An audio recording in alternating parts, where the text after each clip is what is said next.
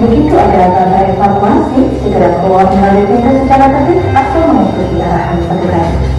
Untuk mulut dan hidung menggunakan sapu tangan atau tisu yang ditempel oleh air guna mencegah terhirup gas beracun.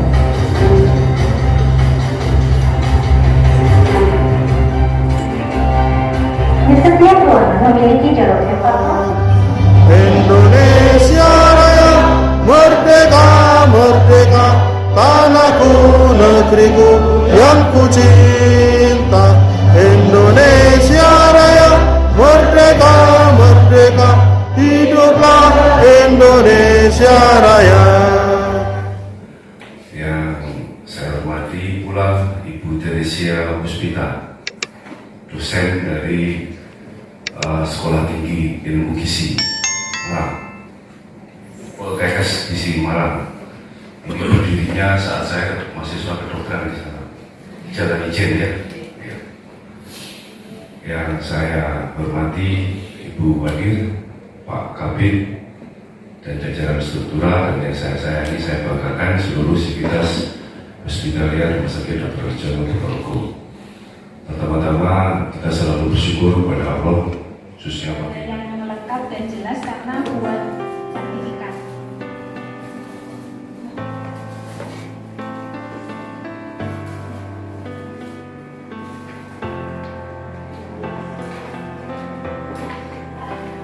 Undang-undang tentang pangan, ya, kita tidak boleh lepas dari undang-undang tentang pangan, ya. Kemudian satu lagi PP nomor 86 tahun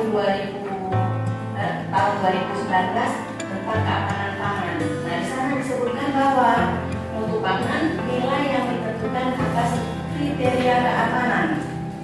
Jadi yang pertama itu keamanan. Maka tadi disampaikan oleh Setudi, rasa lezat nomor berapa? Nomor 3. Ya, kalau misalnya ini boleh lagi kita mundurkan itu.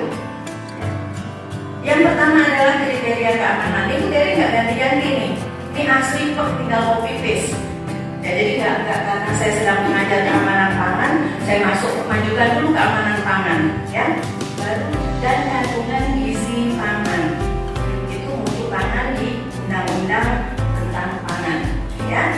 Nah, dari sini kita bisa mengambil setelah ditelaah, ketahui bahwa ternyata 37% dari kasus keracunan makanan itu disebabkan oleh suhu penyimpanan yang tidak tepat, termasuk cara penanganan selama penyimpanan. Ya, itulah penyebabnya. Sekarang kita cek lagi di tempat kita, misalnya bahan makanan datang. Apakah kita melakukan ada melakukan penyimpanan? Apakah semua bahan datang langsung olah selesai? Ada penyimpanan apa? Penyimpanan nanti, penyimpanan kasar. Misalnya ada penyimpanan daging, kan sudah ada penyimpanan daging. Dengan poin nomor 1, ya, halaman harus bersih, ya. Nah itu saya dapat ya, harusnya saya bawa harinya saya bisa buka juga. Jadi poin 1 harus mengukur katakanlah jarak dari ruang produksi ke tempat pembuangan akhir atau sumber alat. Walaupun kemarin sudah. Kemudian poin yang kedua, tidak tercium bau busuk, tidak tercium bau busuk, ya. Jadi intinya adalah setiap item yang harus kita nilai itu kita harus menulis hasil observasi kita, ya, supaya ketika kita memberikan nilai itu bukan nilai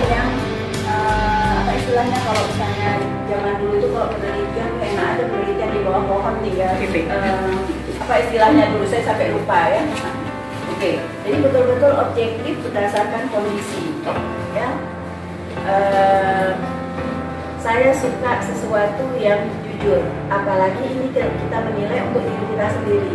Kita menilai diri kita tujuannya untuk perbaikan. Jadi mbak-mbak, mas-mas bisa melihat ya, yang mana yang paling kritis mempengaruhi keamanan pangan, kemudian urutan keduanya dan seterusnya. Nah, ketika terjadi kesenjangan dari yang seharusnya, maka ketika kita mau memperbaiki itu harus berangkat dari yang paling kritis, ya, karena kan sumber daya pasti terbatas loh, uang terbatas, segalanya terbatas. Kita mulai dari yang kritis. Inilah apa mudahnya gitu ya. Nah, kemudian kembali ke ya. Jadi yang kita lihat adalah. Jadi ini kelompok yang dari Bu Teresia ini akan melakukan pengawasan keamanan bahan makanan. Itu adalah penilaian GMP untuk kawasan instalasi gizi di RSDA kita. Hanya luasnya aja. Jadi pengawasan secara internal dari pegawai gizi sendiri. Untuk evaluasi dibentuk beberapa kelompok untuk melakukan pengawasan dan penilaian di instalasi gizinya sendiri.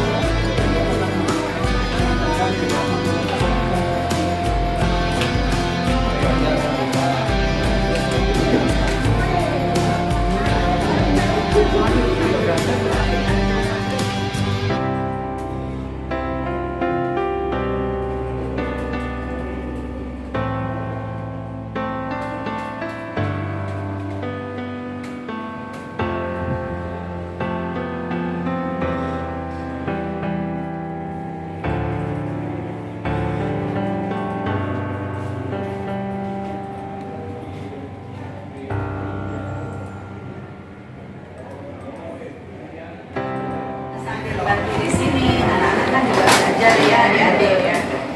Kita memanfaatkan waktu. Ya. Daripada nunggu ibu diri.